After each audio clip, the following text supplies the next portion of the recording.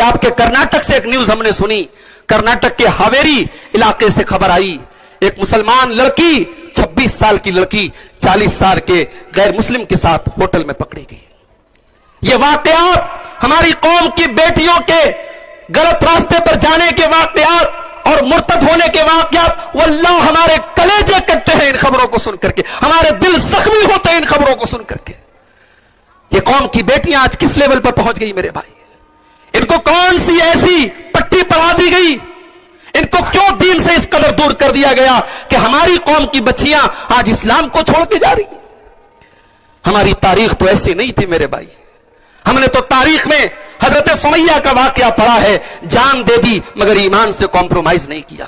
ہم نے تو تاریخ میں ان صحابیات کے واقعات پڑھے ہیں جن کے بیٹے ان کی آنکھوں کے سامنے جنگ کے میدان میں اللہ کی راہ میں کٹ گئے اور انہوں نے اف نہیں کی۔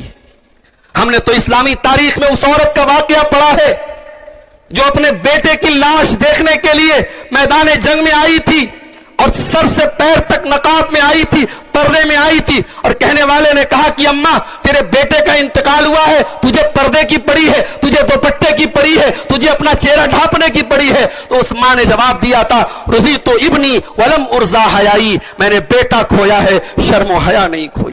کہ ہم مسلمان آپس میں اتحاد و اتفاق پیدا کریں، وہی اتحاد و اتفاق جو اس وقت پورے ملک میں نظر آ رہا ہے، جس میں کوئی بریلوی نہیں ہے، کوئی دیوبندی نہیں ہے، کوئی اہل حدیث نہیں ہے، بلکہ سارے کے سارے ایک امت بن کر کے کھڑے ہیں۔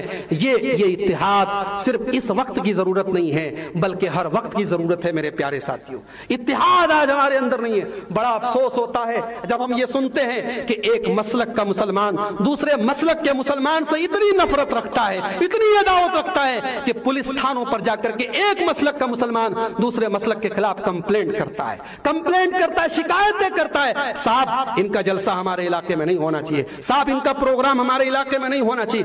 اتنی نفرت ہے، اتنی عداوت ہے۔ جاؤ، پورا جلسہ ریکارڈ ہو رہا ہے، جاؤ بتاؤ کون سی بات میں نے قرآن اور حدیث کے باہر سے کہی ہے، کون سی بات میں نے کسی پر تیر چلایا ہے، کون سا میں نے کسی کو برا بھلا کہا ہے، یا تو رب کا قرآن سنایا ہے یا پیارے نبی کی حدیث سنائی ہے۔ اتنی نفرتیں نہ پھیلاؤ۔ میرے نبی نفرتوں کو دور کرنے کے لیے آئے تھے، میرے نبی نفرتوں کو محبت میں بدلنے کے لیے آئے تھے۔ وَاذْكُرُوا نِعْمَةَ اللَّهِ عَلَيْكُمْ إِذْ كُنْتُمْ أَعْدَاءً، اے ایمان والو اللہ کی نعمت یاد کرو، اللہ کا کرم یاد کرو، جب تم ایک دوسرے کے دشمن تھے، فَأَلَّفَ بَيْنَ قُلُوبِكُمْ، اللہ نے محمد الرسول اللہ کو بھیج کر، اپنے پیارے نبی کو بھیج کر تمہیں بھائی بھائی بنا دیا، تمہارے بچھڑے ہوئے دلوں کو ملا دیا۔ میرا نبی ملانے کے لیے آئے۔ سب سے بہترین کمائی کون سی ہے؟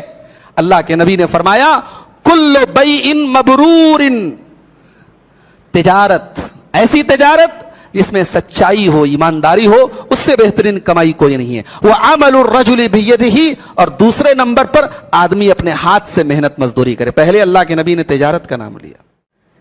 اللہ کے پیارے نبی جناب محمد الرسول اللہ صلی اللہ علیہ وسلم فرماتے ہیں، صحیح بخاری کی روایت ہے، کہ جو آدمی بلا ضرورت کسی کے سامنے ہاتھ پھیلائے گا، کل قیامت کے دن وہ اس حال میں آئے گا، لیس فی وجہہ مزعۃ، اس کے چہرے پر گوشت نہیں ہوگا۔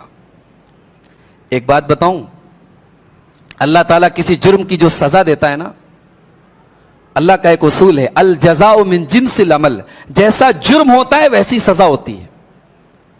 ایک آدمی دنیا میں بھیک مانگ رہا ہے، اب وہ ہٹا کٹا ہے لیکن وہ یہ ظاہر کر رہا ہے کہ میں بہت پریشان ہوں، میں کام نہیں کر سکتا، تو اللہ اس کو سزا بھی ایسی دے رہا ہے۔ وہ دنیا میں ہٹا کٹا تھا، قیامت کے دن اللہ تبارک و تعالیٰ اتنا ذلیل کرے گا، اس کے چہرے پر کا گوشت ختم ہو جائے گا، اس کے چہرے پر صرف ہڈیاں نظر آئیں گی۔